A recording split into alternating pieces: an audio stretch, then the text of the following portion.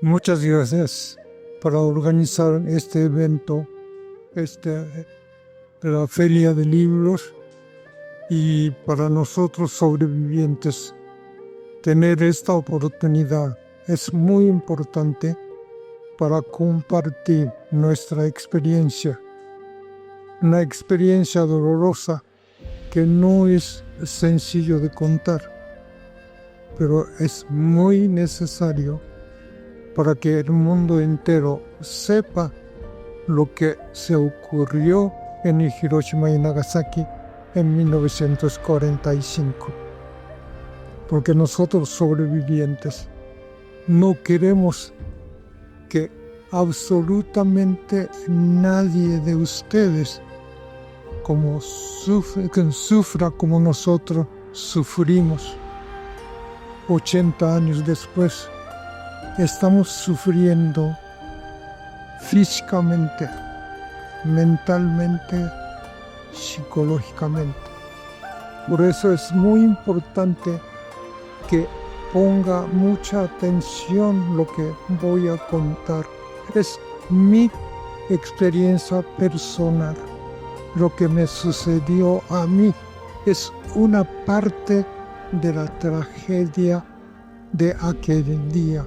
Pero puede imaginar, puede entender perfectamente lo que sucedió ese día. 9 de agosto de 1945. Dicen que la ciudad de Nagasaki amaneció sonando 3 veces la sirena de emergencia. Eso quiere decir que cada vez que sonaba la sirena de emergencia, tenía que refugiar, esconderse a algún lugar, como está sucediendo actualmente en Ucrania. Pero dicen que no pasó absolutamente nada. Nosotros, los niños de esa edad, 5, 6, 7, normalmente cuando no había ataques aéreos, íbamos a la montaña cercana para cazar insectos como cigarras y libélulas, porque no teníamos ningún tipo de juguetes con que entretenernos. Ese día, esa mañana, no sé por qué, yo estaba jugando frente a mi casa solo, cerca de mi madre que estaba preparando la comida de mediodía. Pasó un señor, un vecino, diciendo a mi madre que está volando un avión misterioso, que tenemos que cuidarnos. Mi madre dijo, seguramente no va a pasar nada como de costumbre. Eso era muy cierto. La ciudad de Nagasaki no había sufrido tantos ataques aéreos comparado con otras ciudades grandes. Cuando se fue ese señor, vino mi hermana que estaba dentro de la casa diciendo exactamente a mi madre, mamá está anunciando en la radio que hay un avión misterioso que está volando sobre la ciudad, que tenemos que cuidarnos.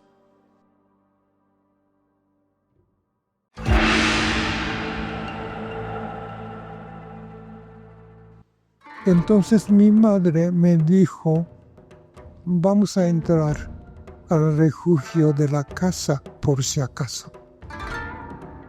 Refugio de la casa quiere decir, durante la Segunda Guerra Mundial, la mayoría de las casas japonesas tenía su propio refugio. Cuando no había tiempo suficiente, ir al refugio de la comunidad, normalmente en la montaña. haciendo pequeño agujero abajo del piso de la casa, utilizar ese espacio como refugio. Mi madre tomó mi mano. El momento que entramos a la casa, vino una luz tremenda, como si fuera 1000 relámpagos al mismo tiempo, muy fuerte. Entonces mi madre me jaló al suelo, me cubrió mi cuerpo con su cuerpo. Vino una explosión tremenda.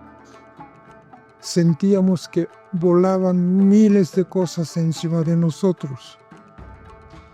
De repente, un silencio total. No había nada de ruido.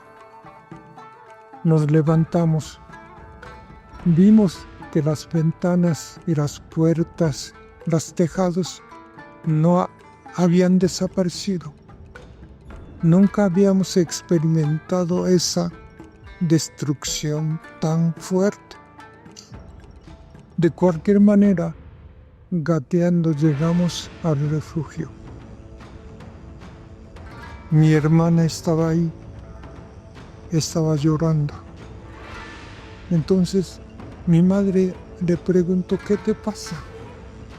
Mi hermana dijo a mi madre: mamá, parece que a mí me tocó un aceite. Aceite quiere decir que en ese entonces había rumor de que Estados Unidos iban a utilizar a la bomba química. Nadie entendía qué tipo de bomba química puede ser. Entonces la gente normalmente o comúnmente decía: seguramente algún tipo de aceite. Mi hermana estaba sintiéndose escurrir de la cabeza algún líquido aceitoso, pero no podíamos ver, el lugar estaba muy oscuro.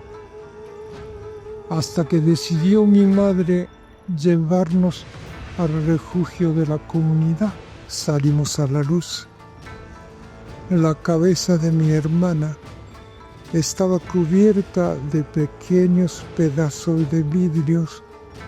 Estaba desangrando.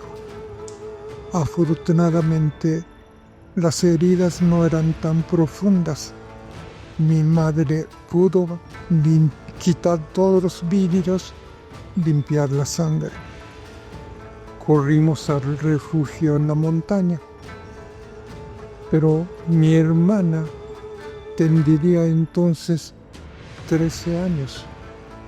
Pero cuando tenía 5 años, por un accidente, tuvo que amputar una pierna. Estaba utilizando una prótesis.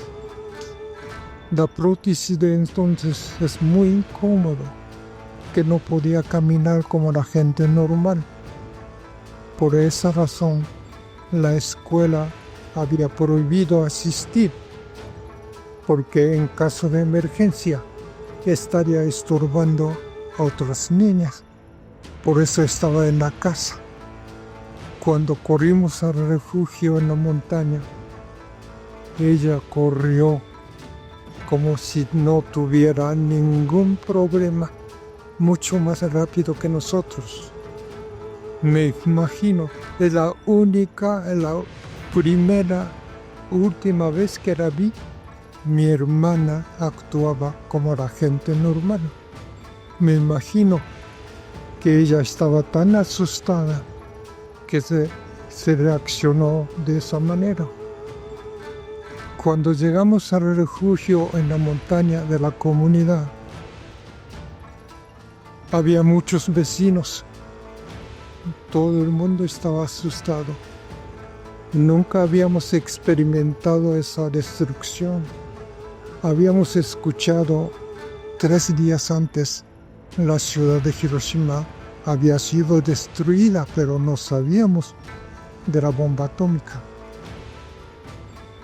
Estando como 30 minutos, regresaron los niños que habían ido a la montaña para cazar insectos.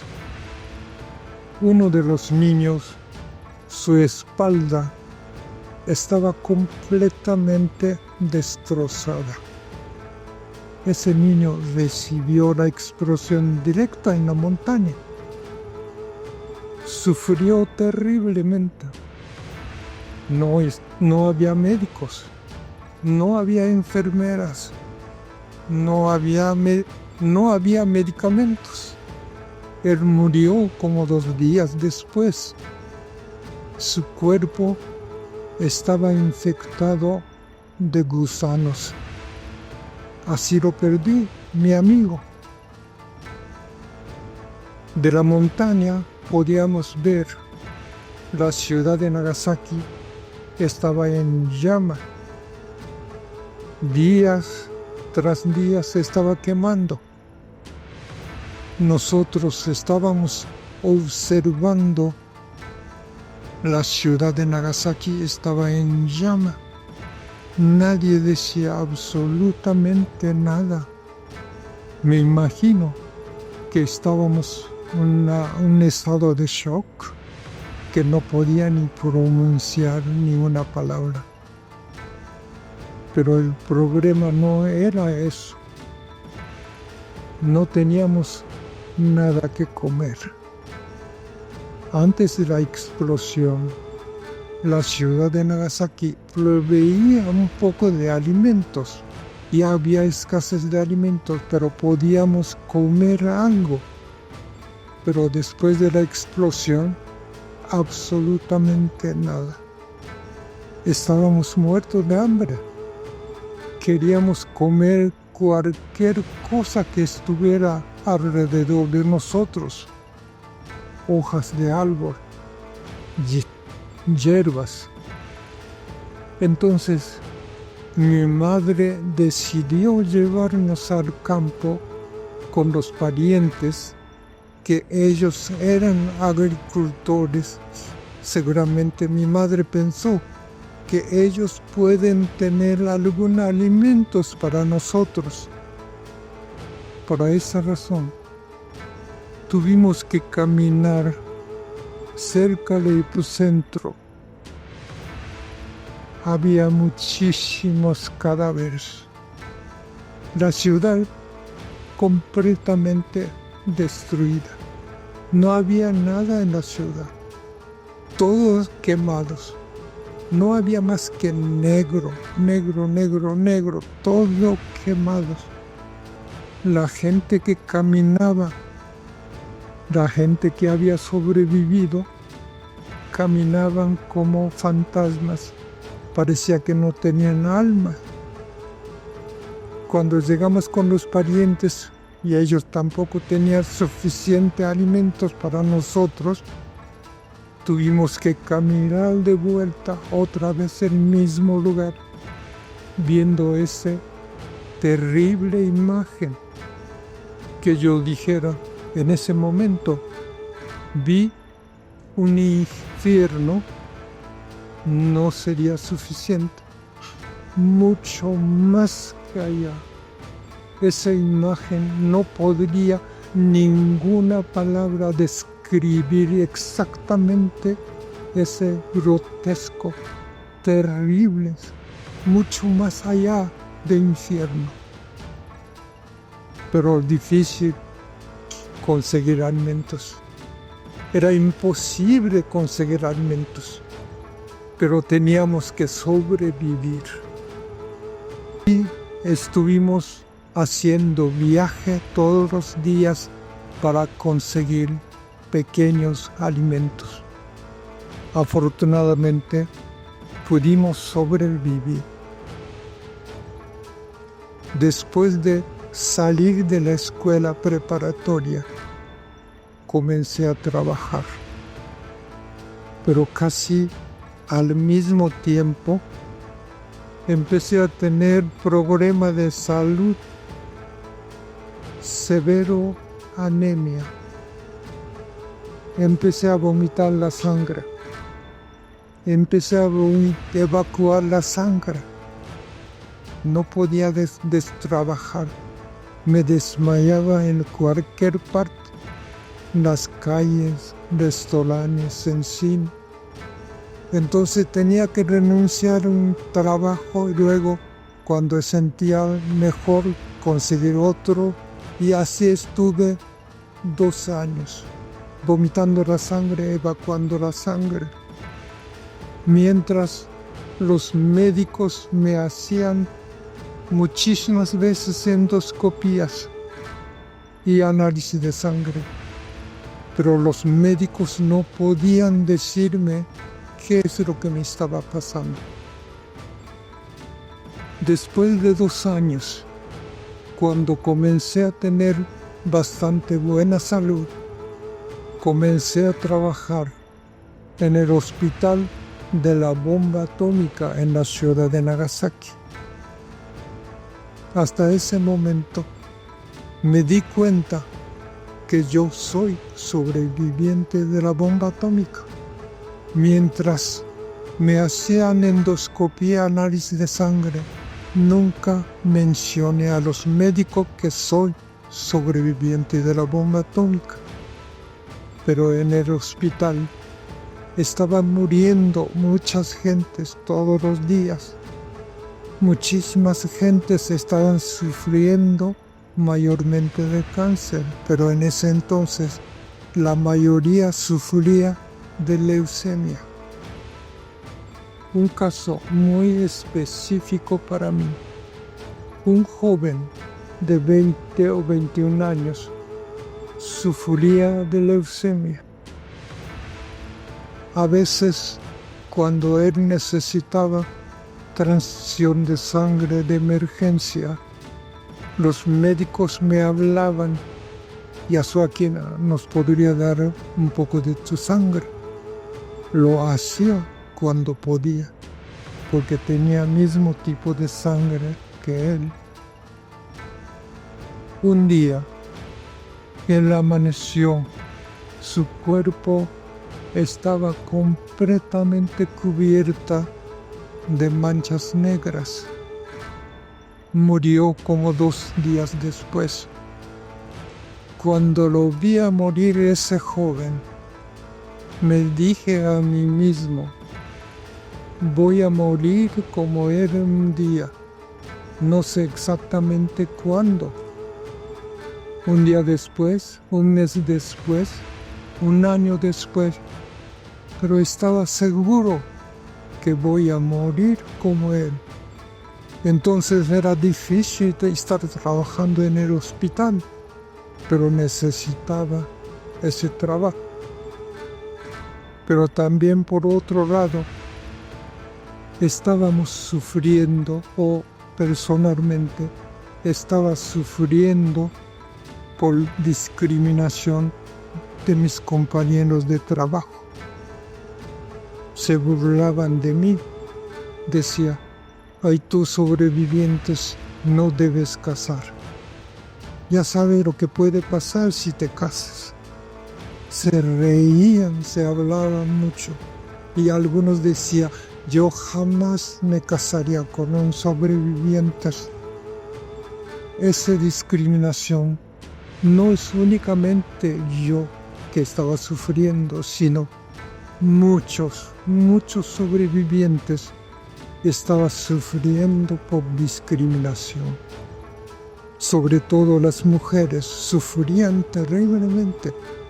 Entonces muchas mujeres salieron de Hiroshima y Nagasaki para ocultar su identidad. Algunos se casaron, tuvieron hijos,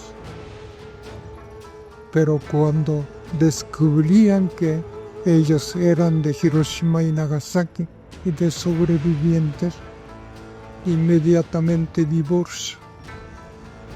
No podía soportar esa discriminación. Muchas mujeres se fueron de este planeta por la puerta falsa, suicidarse. Muchas mujeres se suicidaron por no soportar esa discriminación. Hombres también. Pero por eso yo quería salir de Japón, esconderme en algún lugar, ocultar mi identidad, que nadie supiera que yo soy sobreviviente de la bomba atómica. Entonces, 1968, tuve oportunidad de venir a México.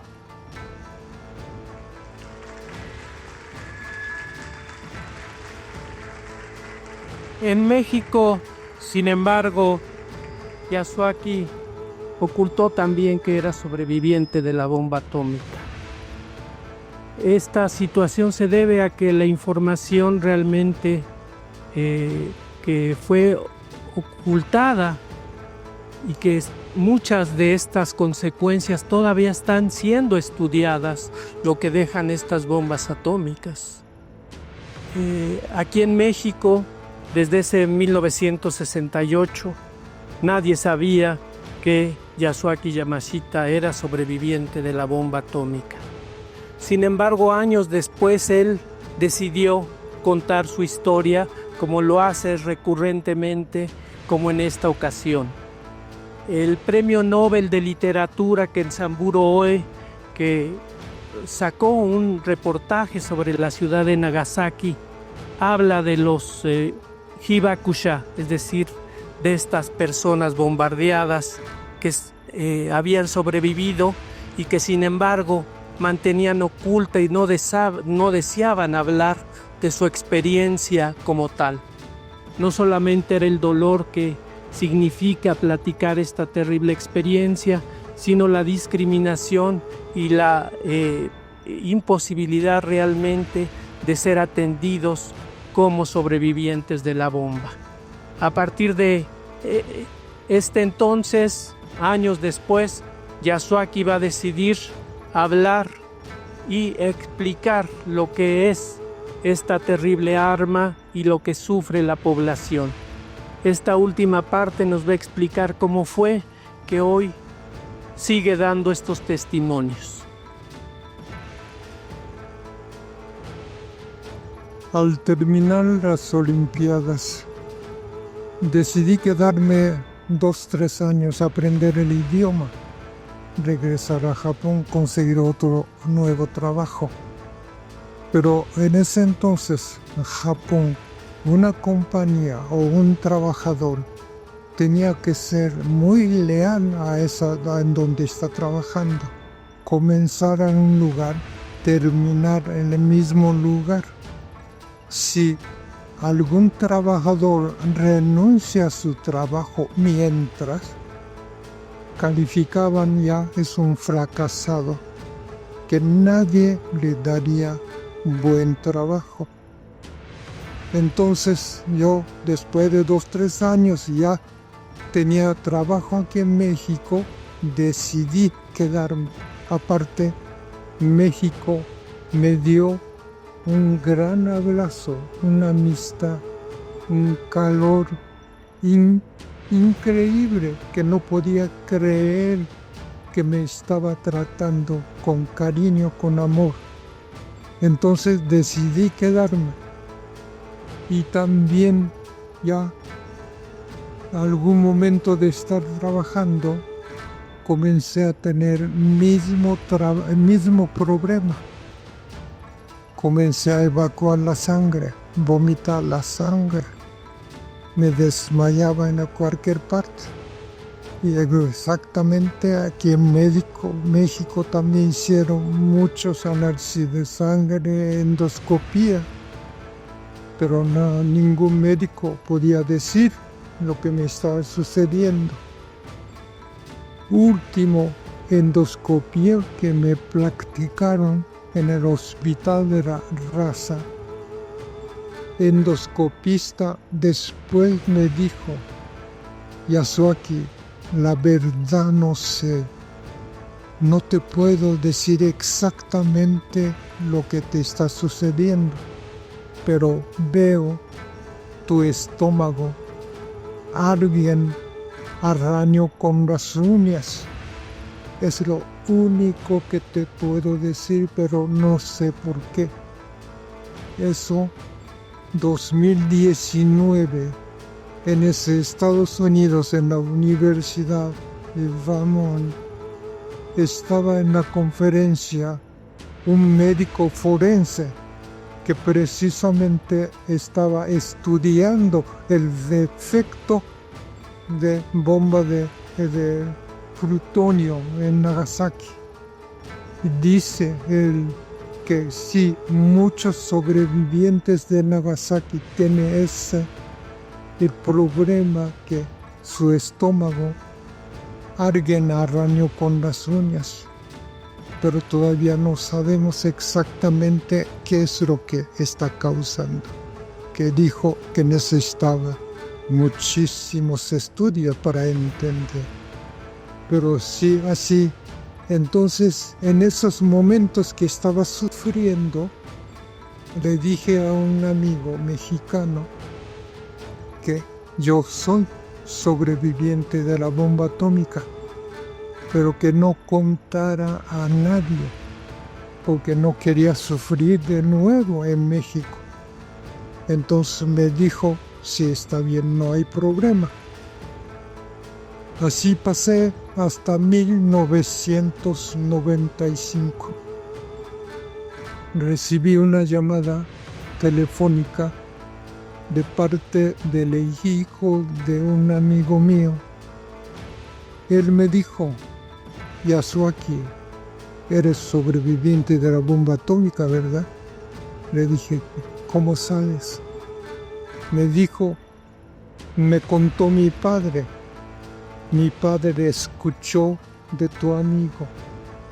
Me dijo, no podrás venir a nuestra universidad contar tu experiencia. Estamos muy interesados en entender lo que pasó en la ciudad de Hiroshima y Nagasaki. Le dije no.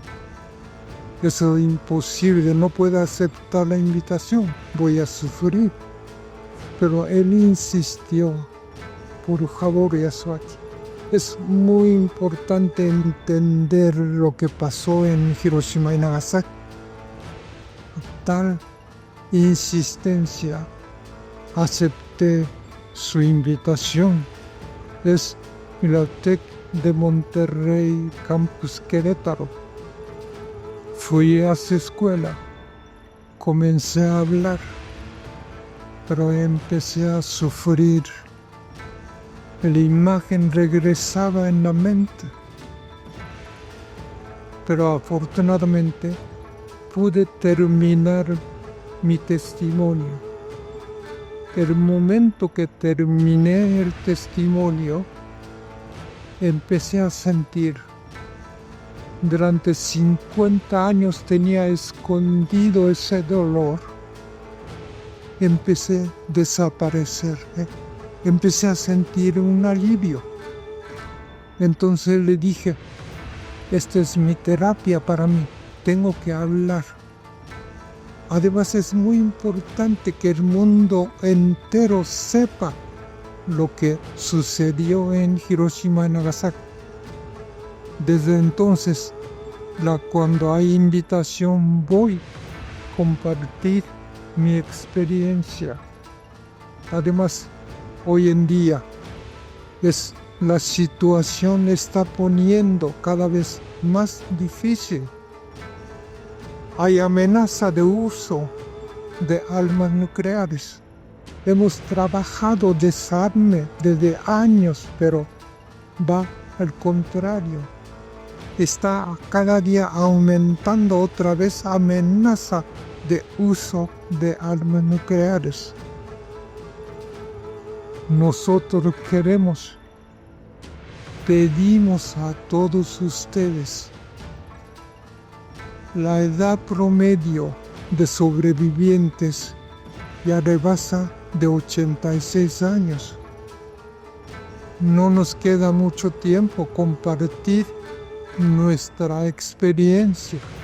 Necesitamos ayuda de todos ustedes, cada uno de ustedes. Es algo muy sencillo. Decir no a armas nucleares. No podemos convivir con armas nucleares. Armas nucleares no es necesario, no sirve para nada. Levantar cada uno esa voz. No piense que una voz no sirve para nada, pero nada más imagínese que una persona lo deja caer una piedra pequeña al agua, se hace una ola grande. Una voz pequeña, débil, puede hacer un eco muy grande. Una voz puede ser débil, pero dos voces es más fuerte. Cada voz expandiendo hacia el mundo entero. Eso es muy importante, porque la vida de cada uno de ustedes es valioso, muy bella. Es valioso la vida bella, la vida de cada uno de ustedes. Nosotros no queremos que sea destruida instantáneamente por armas nucleares. Hoy en día dicen que todavía existe más de 12.000 armas nucleares en el mundo. Con eso pueden destruir muchas veces nuestro planeta. Tenemos que eliminar por completamente. Y además, el peligro es que en este instante, Estados Unidos y Rusia, cada país tiene más de 1.600 armas nucleares instalados por todos lados. Puede disparar en ese segundo, si quieren ellos. Así es muy peligroso. Por eso tenemos que decir no a armas nucleares. Necesitamos la paz. Pronunciar la paz es muy sencillo, pero lograr la paz no es tan sencillo. Tenemos que trabajar arduamente todos los días, decir no queremos convivir con armas nucleares. Entonces, cada voz de ustedes se expande al mundo entero. Algún momento espero poder vivir sin amenaza de armas nucleares. La paz es muy importante. Tener amor adentro de cada uno de ustedes. No odio. Dios no va a solucionar absolutamente nada. Odio puede terminar en la guerra. Por eso cada uno, tener el amor, la paz adentro de cada uno. Decir todos los días, yo me amo a mí antes que a todos ustedes. Entonces, amando uno mismo, puede amar otras personas. El amor expande al mundo entero. Podemos vivir algún momento sin amenaza de nuclear. Por favor, ayúdenos a levantar la voz. Muchas gracias.